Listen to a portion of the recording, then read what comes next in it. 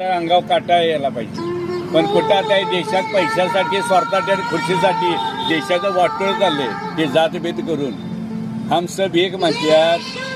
सर्व नागरिक जनतेनं सुधारायला पाहिजे. आता देश आहे तर आपण आज आजूबाजूचे जे भुलटे देश आहेत त्यांनी ज्यांना भारतानं स्वातंत्र्य मिळवून दिलं, म्हणजे पाकिस्तान असून दे, श्रीलंका असून दे, त्याला सांगतो बांगलादेश असून दे, नेपाळ असून दे, आज तीच आपल्यावर काय करायला लागल्यात. ह्याचा अर्थ आपल्यातली वांदी.